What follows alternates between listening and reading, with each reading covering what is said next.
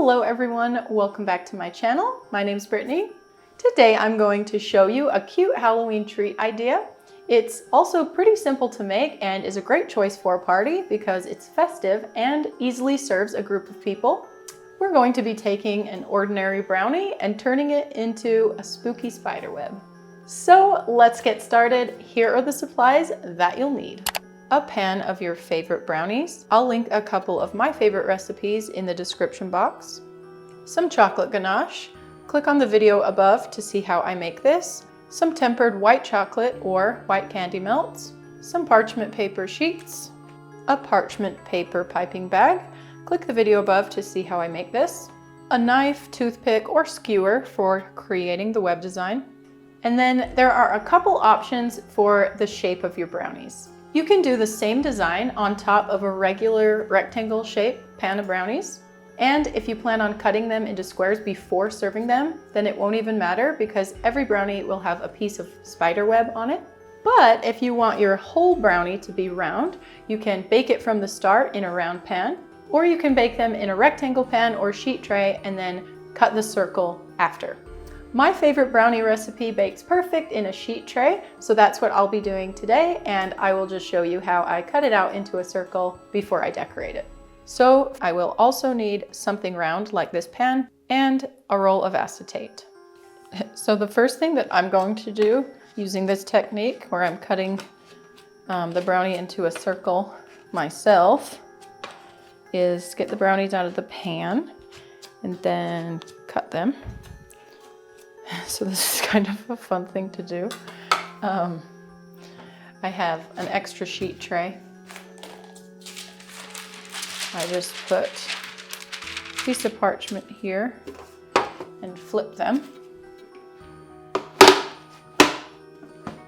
Like I said, you can just bake your brownies in a round pan or just do the design on top of the rectangle. Just depends what you want to do. So I baked mine with parchment underneath.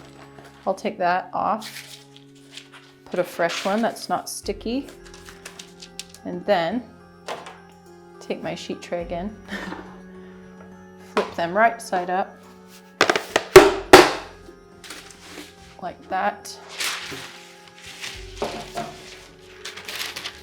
Set that aside, and then I can just go like this. And I've got my brownies there.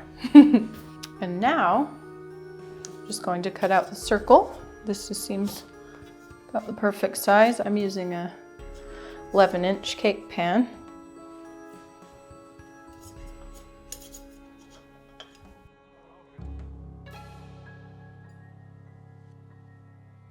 One of the reasons I'm doing it this way is because I have a use for the brownie scraps that I'm going to be making into something. So it's just another purpose. So I'll set these aside.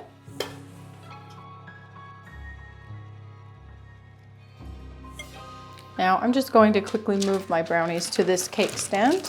That's what I'll display them on. See, these brownies are super fudgy and like I can just pick them up and move them around. And so I'm just going to do this. You'll notice they're pretty thin too.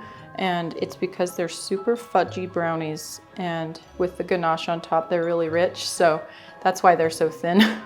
They kind of look weird, but they're really good. You wouldn't want them any thicker. And now, to prepare to put your ganache on, you have a couple options. If you are doing the rectangle pan, you'll just pour the ganache right on top, and if they're still in the pan, the edge will keep the ganache from moving or going anywhere. You can also pour it right over top of the brownie and let it go over the side. If you bake the brownies in a round pan, there will probably be a little bit of an edge raised on the side, and then you could just carefully spread the ganache on and it will kind of keep it in like a pool. But mine are completely flat, so what I'm going to do is use acetate to, so that when I pour the ganache in, it doesn't run over the edge. So I have an acetate strip here, and it's pretty tall, which might make it hard to work with. So I'm just going to trim it down really quick.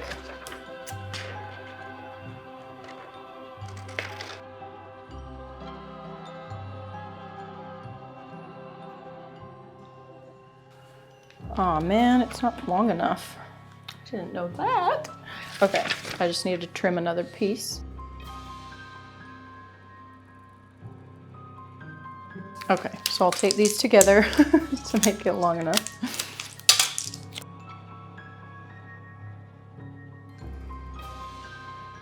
So I'm just taping that to make this long enough and extend it.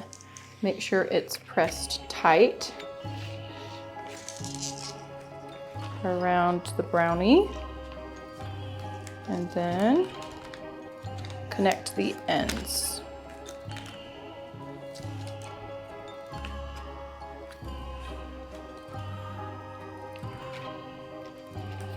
And I have extra, so I'll just trim it.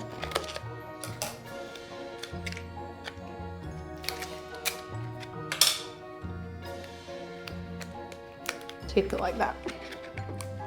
Okay, and that will act as a little dam. So my brownie's all prepared for the technique. I'll set it aside. Now I'm just going to make my ganache really quick. It's super easy. I have a video you can check out. But basically what I'm going to do, I have couverture chocolate here and I'm steaming heavy cream on the stove. When it's done, I will pour it on top and stir it till it's all melted and add in about a teaspoon of butter. That helps it make it shiny. While I'm waiting for the heavy cream to be ready, I'm just going to start melting some white chocolate candy melts, and I will put them in my piping bag, and I will be ready to show you how to do the spider web.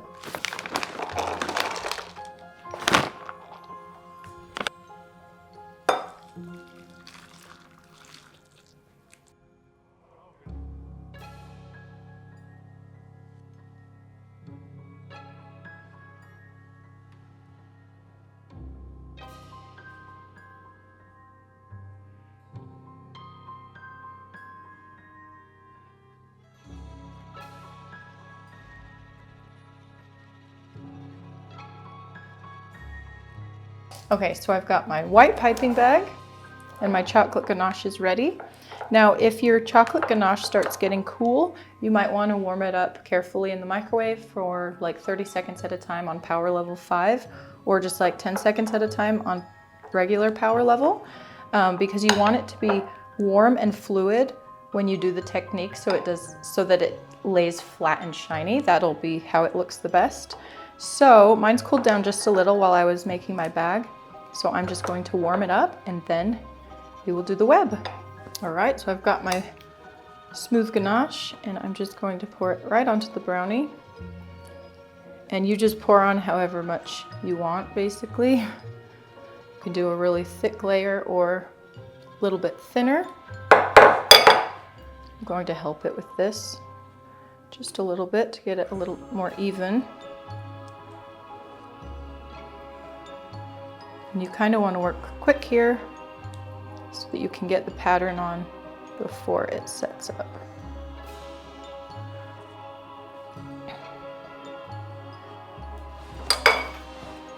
And I'm going to tap it a little to even it out.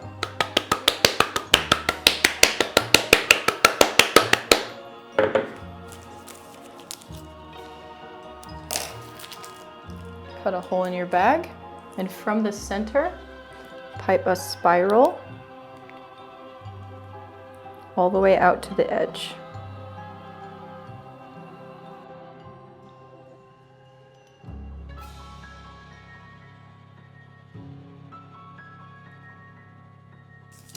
And then you're going to drag your skewer or knife through the web like this. And you can space things however you think looks good. You can always add more like this between. They also don't have to be even.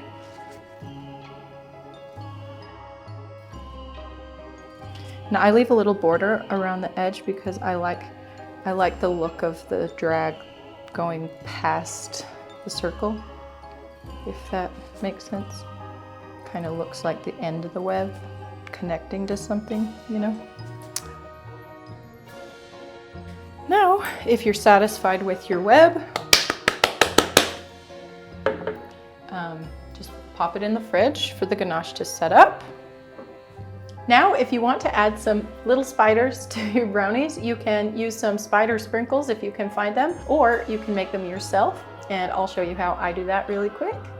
With a piping bag of tempered dark chocolate or candy melts, I'm just going to pipe some little spiders like this. They really don't have to be anything special.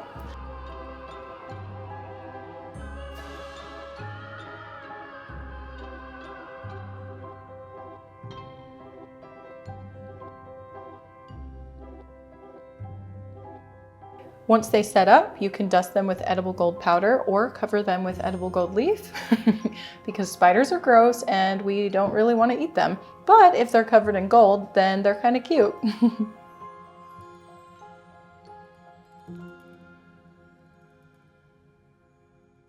So after about 30 minutes or so in the fridge, your ganache should be set up.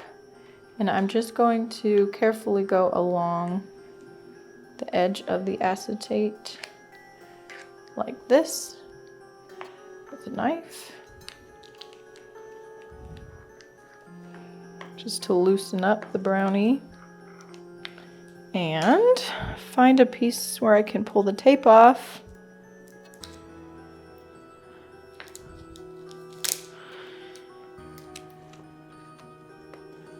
And peel it off like this.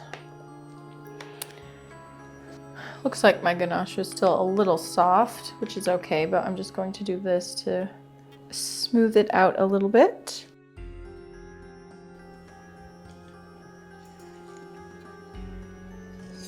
Now I just add my little gold spiders to the web and the brownies are all done.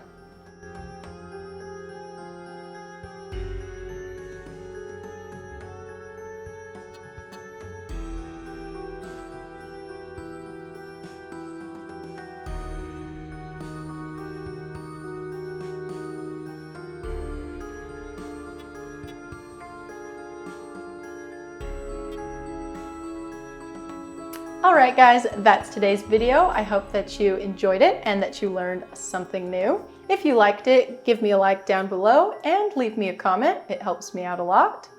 If you haven't subscribed to my channel yet, today's the day. If you'd like to see something else that's spooky and sweet, just click on one of these thumbnails. Thanks so much for watching today, and I'll see you soon. Bye!